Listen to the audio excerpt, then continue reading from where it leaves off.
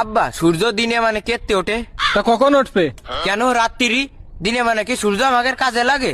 কেন কাজে লাগে না কেন? দিনে মানে তো এমনি আলো থাকে, রাত্রি তো আলো থাকে না, তাহলে রাত্রি উঠলে ভালো হয় না?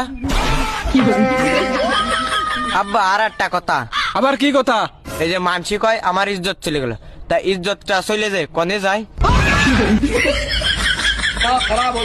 আব্বা এ কথা নাই, বাদ দিলাম, আর একটা কথা আছে।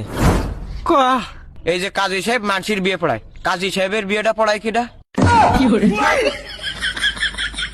আব্বা আরো কিছু কবি? হ্যাঁ আব্বা। তা কয়া। আব্বা এই যে মানসি জন্মদিন পালন করে, তো জন্ম রাত পালন করে না কেন? যারা রাত্রি রইলো তারা তো জন্ম রাত পালন করতে পারত। ও আব্বা। তুই কি থামবি মনি? না আব্বা। তাহলে কয়া। আব্বা এই যে লাইট আছে না, লাইট তো বিভিন্ন কালার হয়, লাল হয়, হলুদ হয়, নীল হয়, সবুজ হয়, কিন্তু কালা কালারের বাল্ব হয় না কেন?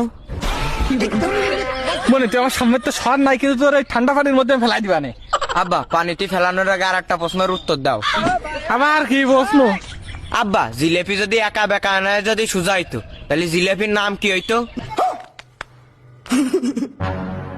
আর আব্বা এই যে শিয়াল মুরগি ধরে, এই মুরগি এই যে আমরা রাইন্দে খাই, তা শিয়াল কাঁচা খায় কেন? আর আব্বা এই থাম। না থামবো না। তাহলে কয়া। বিষে যদি মিয়াত না থাকে, ওই বিষ খেলে কি মানুষ মরিয়ে যায়? আব্বা এটা শেষ কথা, এই যে আমরা চোখ দিয়ে সবকিছু দেখতে পারি, কিন্তু চোখের ভিতর কিছু গিলি এটা দেখতে পারি না কেন?